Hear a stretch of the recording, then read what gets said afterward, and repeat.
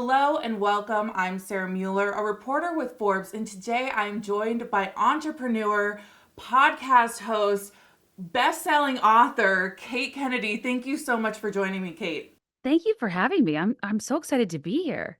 Well, I want to give a little bit of background because not only are you the host of podcast Be There in Five, but you also literally wrote the book on millennials this year called In A Millennial. I read it, or I guess listened to it, in 24 hours. And I want you to know that I am on the cusp of being a millennial. I'm a zillennial, like I'm a 1996. So I was a little worried it wouldn't relate to me, but oh my goodness, I was listening to it in my car and I'm thinking, yes, yes, thank you. Somebody said it.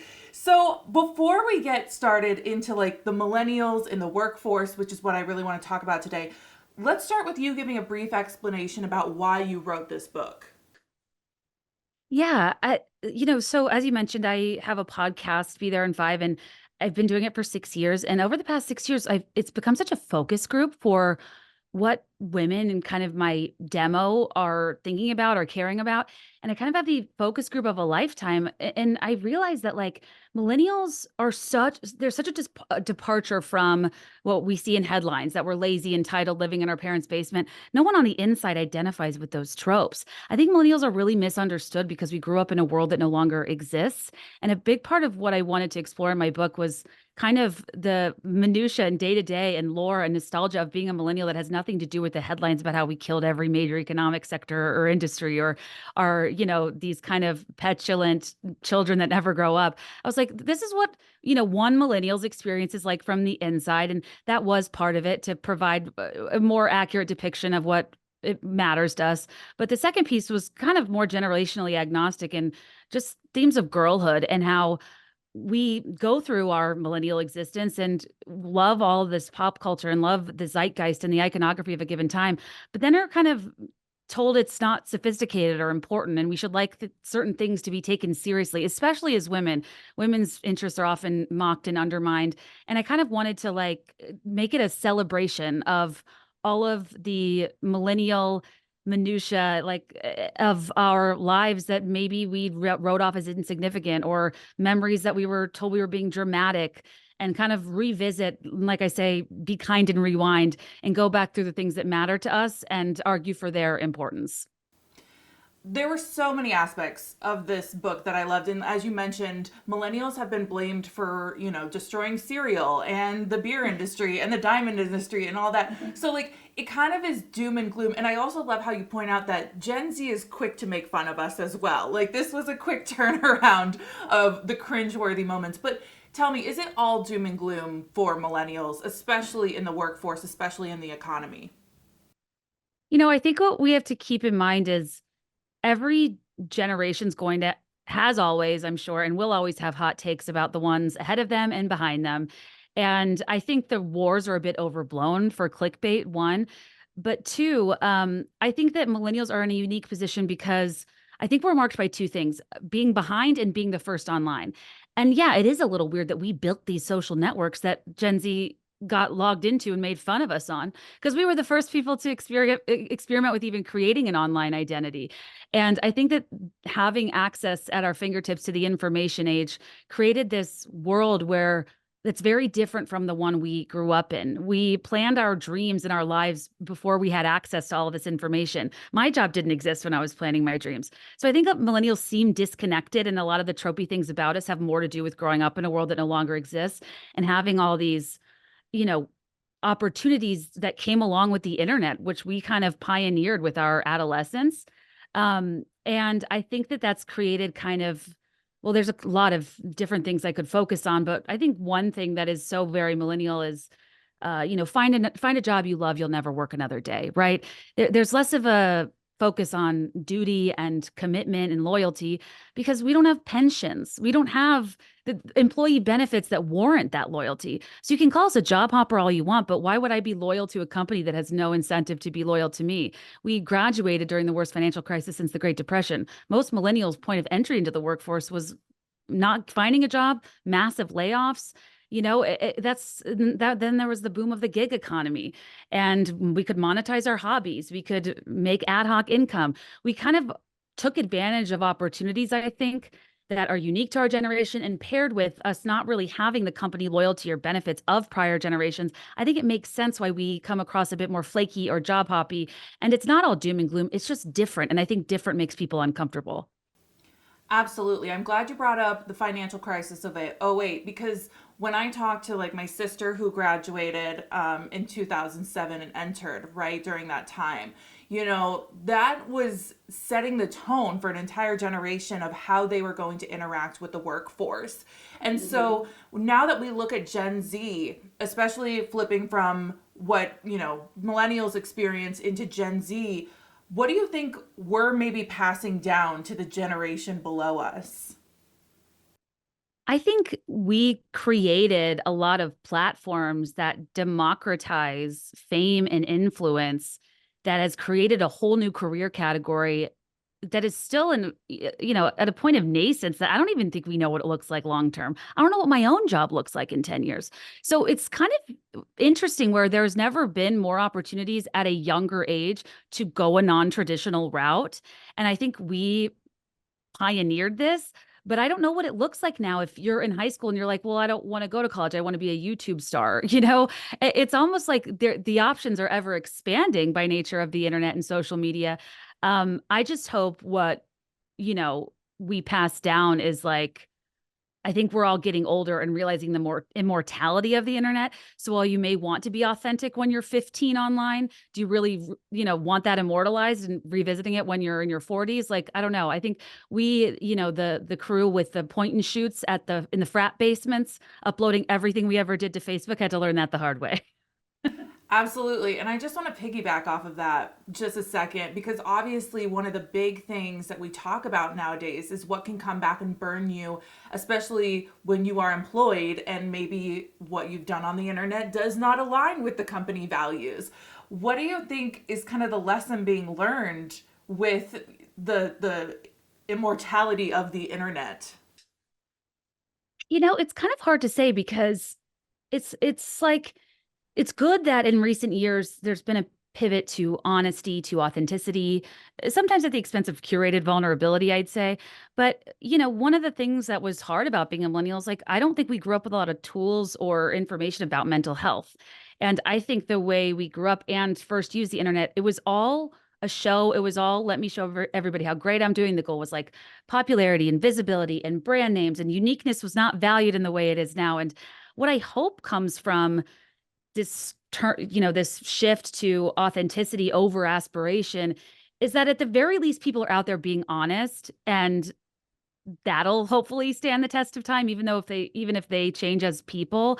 I think that we were kind of doing a lot of stuff for show or being more smart, snarky for sport, thinking it was comedic or sharp. But, people are just out here being honest and sharing about their struggles, which is really powerful, especially when you're young. So it's like I would never want to discourage people to do that because I think that's a beautiful part about the internet. But no, I don't know how it will feel when you have all that still out there later on. But I do think this is something Stephanie McNeil, a reporter at Glamour, told me once. She was like, it's almost like if everyone's on the internet, nobody is. Because we were the first to do it, we kind of stand out as these like irresponsible people with all these crazy Facebook albums titled after, aughts top 40 songs. But like now, if everyone's on the internet, is anyone really standing out? Is everyone going to have so many problems with their past behavior? Like, won't really matter. Like, I ultimately hope we just accept that people are allowed to evolve, honestly. I love in the book you describe kind of the technological advancements as yes, millennials grew up with the internet, but we grew up with a clunky version of the internet, whereas, Gen Z kind of got a more polished version. How do you think that differentiates Gen Z from millennials, especially in the eyes of maybe an employer or skill sets? Okay, I think we are so resourceful and scrappy because of the character building. Like, I think the millennial, in my day, walked miles in the snow is like your skin just gets tougher when a CD takes 8 hours to buffer. Like, the way we waited full work days to burn one playlist, it really is a level of character building the streamers will simply never understand that I think we should be really proud of ourselves for. And I think that Gen Z can be critical of millennials in terms of like we like taking BuzzFeed quizzes or saying what our Hogwarts house is, or we like personality type stuff that groups us and puts us in boxes. But I think a lot of times our pop cultural obsessions stem from that time period where we had to be so devoted to the things we like to enjoy them, not live. So whether it was taping shows on VHS and going out of our way, sitting there waiting for that CD to buffer, going, through great lengths to curate the perfect songs on an iPod to play at a party, like the less options you have, the more creative you are in pursuing those interests.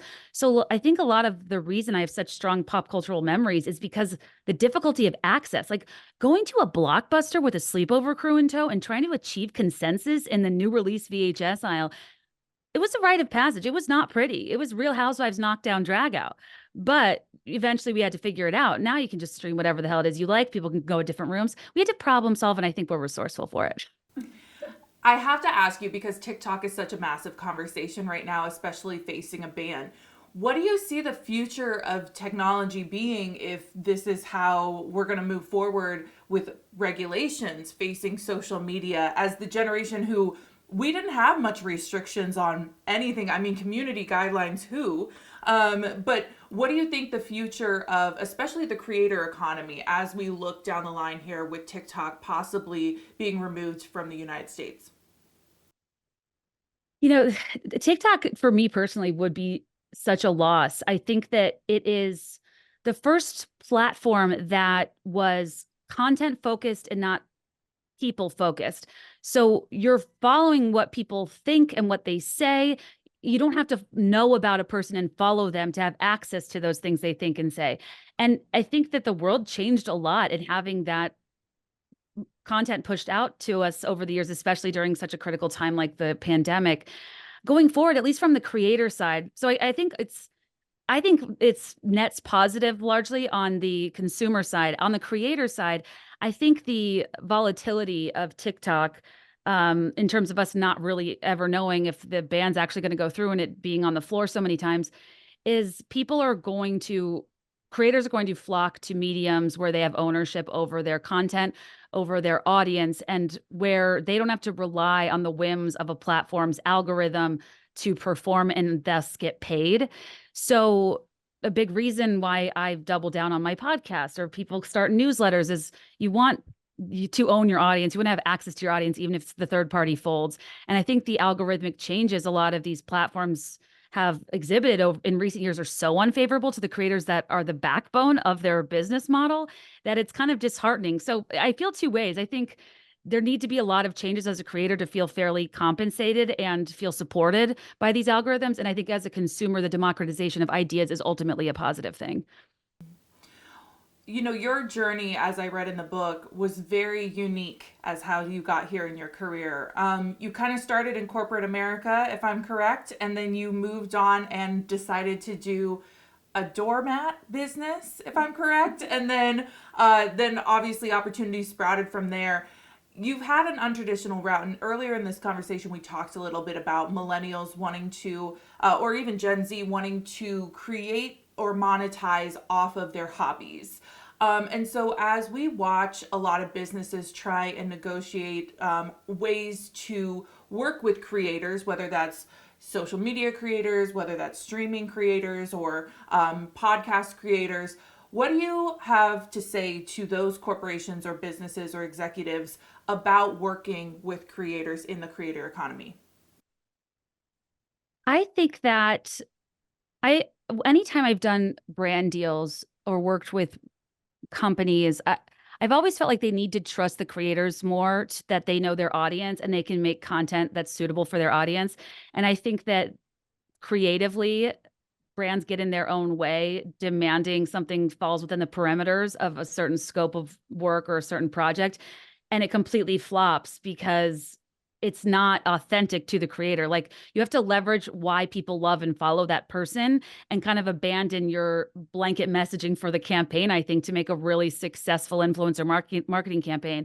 And I think that like we've seen a lot of the very millennial D2C companies really support non-traditional mediums like podcasting or like influencers and get really creative with their ads. But I think some of the bigger brands, the bigger CPG companies, like the heavy hitters in the TV and radio and online ad world, are hesitant to kind of take the red tape down, to not be optimizing everything cross campaign, cross platform so much. And I just really think they need to be comfortable trusting their creators a bit more, because it shows if you have fun with it. And I don't know, I think the ads can be a little bit stale and stringent if they aren't true to the creator's voice. Now, we talked about this a little bit earlier in the conversation as well, which is that, how do you get an employee, especially around our age, to stay loyal to a company? I've worked for companies where people will stay there for 20 years, they're almost their whole career sometimes.